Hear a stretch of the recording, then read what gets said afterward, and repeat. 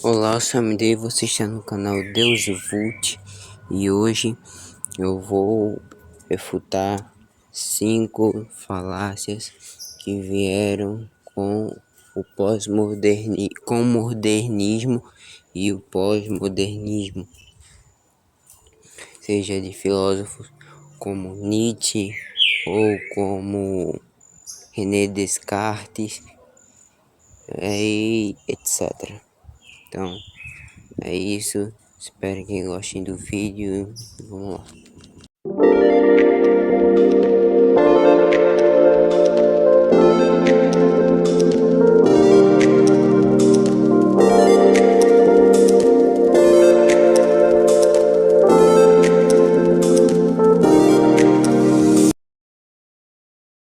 A primeira falácia que eu vou tratar é a de que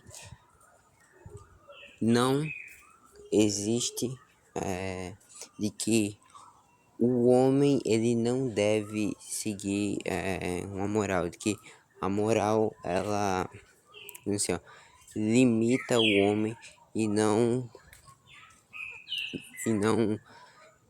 deixa o homem liberar todo o potencial que ele possui. No caso de Nietzsche, né? Nietzsche vai defender que a moral, na verdade, ela só nos limita e não deixa nós chegarmos ao patamar do super-homem.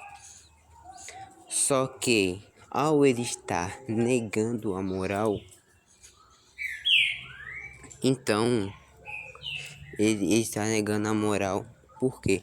Porque nós não devemos seguir essa moral de que nos é imposta, mas nós devemos tirar nosso próprio caminho até chegar ao super-homem.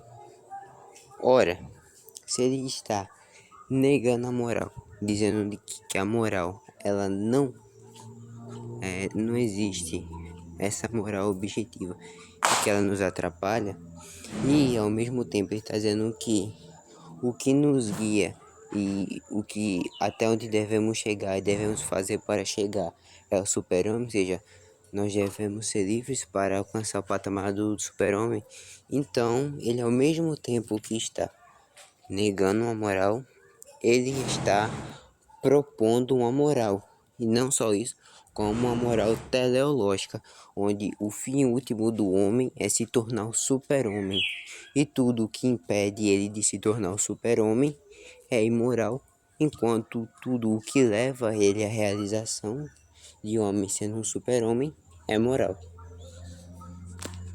A segunda falácia que veio com o modernismo, no caso mais com o próprio iluminismo, é a falácia cientificista de que só são válidos os conhecimentos científicos.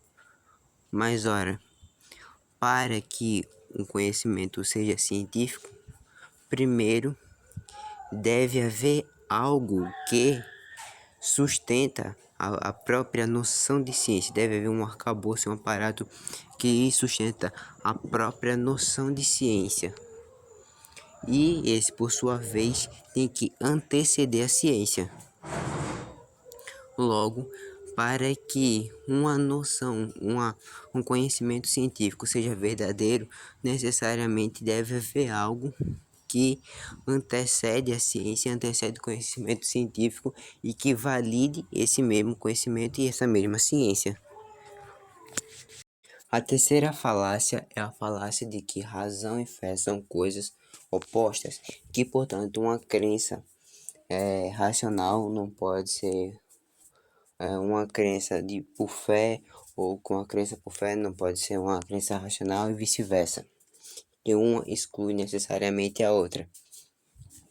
Vamos lá. Se a gente for ver uma crença racional, por exemplo, a crença de que da relatividade geral.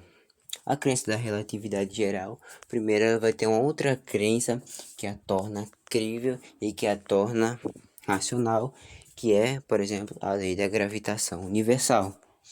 E, por sua vez, a lei da gravitação universal já tem outras crenças racionais que vão torná-la crível e vão torná-la, além de crível, vão torná-la racional. Só que, se formos seguir esse raciocínio em última instância, nós temos duas opções. Ou isso vai cair no infinito, o que por si só já é algo absurdo e descartável, ou então nós vamos ter um ponto primeiro, que a partir desse ponto nós podemos ter os outros, derivar os outros, enfim. E aí é justamente onde entra a fé. Porque se nem tudo pode ser um pensamento ou uma crença que nós possamos usar da razão para torná-lo racional e crível, nós vamos ter que partir da fé. E, portanto, por partir da fé, uma crença, um conhecimento, ou seja, partir da fé é onde nós poderemos também trabalhar com as crenças, conhecimentos e etc. que são racionais e que se valem da razão. Portanto, essa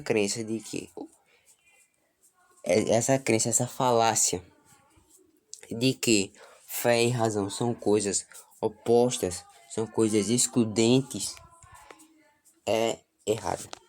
A quarta falácia é a falácia de que a verdade objetiva ela não existe, mas só existe verdades relativas ou subjetivas. Isso, por exemplo, também é algo que Nietzsche falava, né? E também vemos que está errado. Por quê? Porque se essa mesma proposição, se esse mesmo enunciado, ele não for uma verdade objetiva, então é porque existem verdades objetivas. E se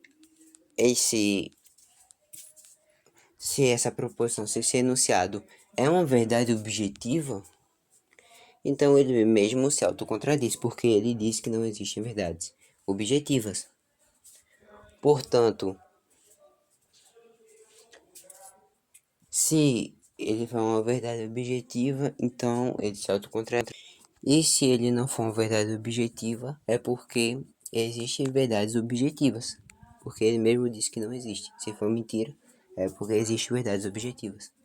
Logo, ele é autocontraditório, por isso está errado. A quinta e última falácia, ela já vem desde Heráclito. E hoje em dia ela é mais famosa por Marx, né? E por marxistas, que são um dos pressupostos basilares da dialética, é a falácia de que absolutamente tudo está em constante movimento. Então, vamos lá. Se absolutamente tudo está em constante movimento, então essa lei de que tudo está em constante movimento também está em constante movimento. E se essa lei que diz que tudo está em constante movimento também está em constante movimento, então essa lei ela teria que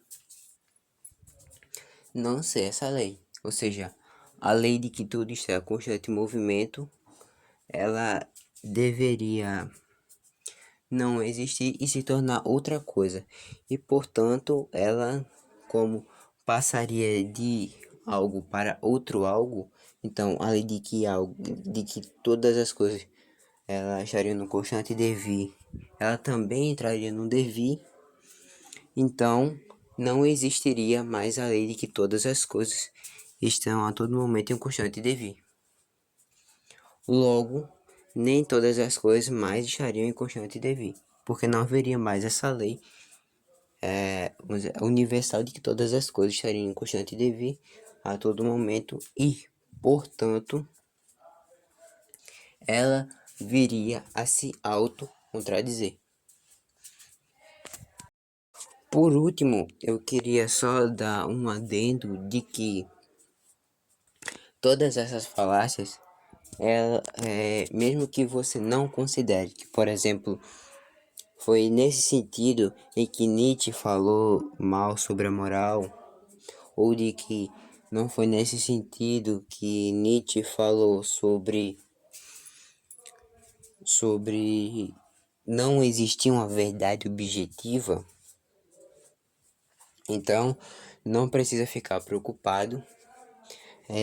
Mas a questão é que eu estou falando mais especificamente dos Nietzsche, do Nietzsche, do imaginário popular que as pessoas, em maioria, hoje têm, onde, independente do Nietzsche real ter dito isso, mas esse Nietzsche do imaginário das pessoas, ele falou e sustenta essas coisas. E, portanto, como foco principal era atacar essas próprias falácias. Então, essas falácias que vieram com o advento da modernidade pós e do modernismo e pós-modernismo, então